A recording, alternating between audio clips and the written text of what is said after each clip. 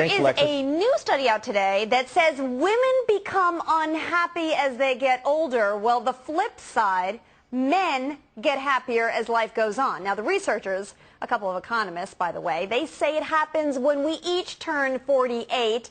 And of the major factors coming down, it's all about money. Now, what's that all about? We're going to debate it. Mark Rudolph is a no-nonsense man, and Tracy Burns, our Fox Business reporter, joins me to tell us what's really going on. Tracy, is this true? Come on. I mean, come on. All right, first of all, don't get me started. I know you've missed me, Mark. First of all, this study was conducted by mostly men. And when men conduct anything, they talk about their finances because men judge themselves by the size of their wallet, toys, dare I say. So, you put all your toys together in a parking lot and it makes you happy. If they were to ask other questions in this study about spirituality, about the other aspects of our lives, that women would have taken over. I mean, first of all, a woman hits her sexual prime at 35. Things get much better for us. Hey, I'm 35. This is good for me. All right, Mark, all right, go nuts, because I know you're going to go nuts. Well, first of all, you're presuming that unhappiness in women begins in middle age. I'd say it starts when she's a little girl, when she's taught that happiness derives from shoes, jewelry, boob jobs, and pedestals.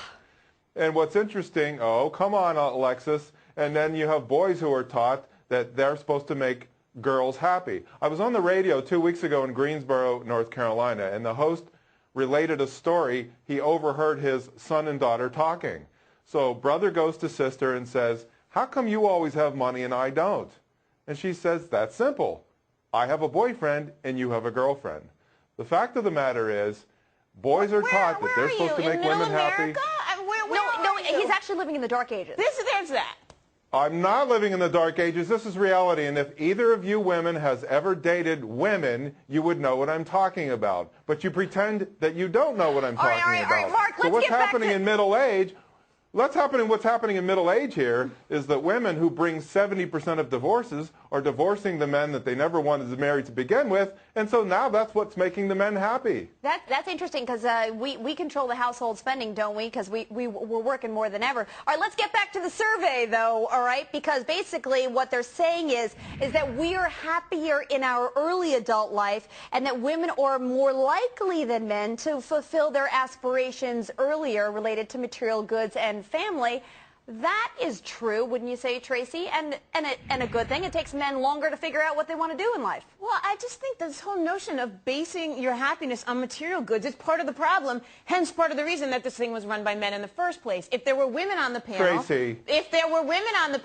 they would, I mean, ask any woman if she would choose her car over her children, and she'd take the kids any day, whereas I would question a lot of men out there, quite frankly. Tracy, I can't believe what I just heard you say. There's a reason that women live longer, Mark. Let me tell you. It is because we are stronger and we are happier at the end of the day than most men, and that is factual, and you know it.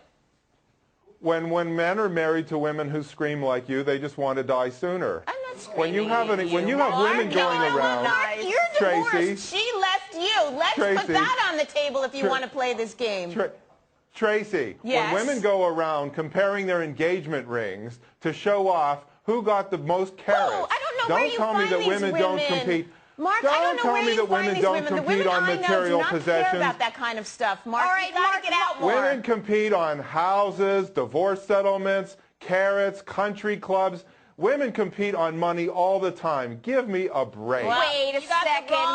Women in your life, buddy. Well, Mark, wait a second. The stature of a lot of men is measured in the car they drive, the golf country club they belong to, and very much the place they live in. You have to admit that.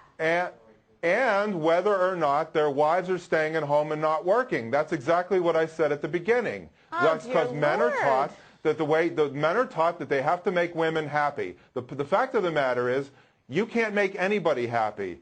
You have to make yourself happy.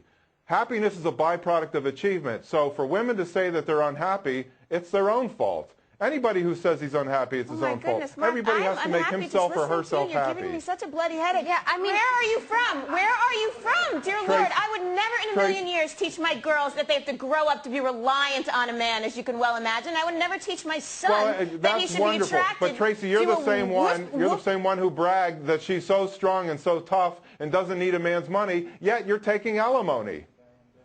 I have 3 children. Okay, Mark. You know what? So, but you don't need a man's money. All right, well, that's it.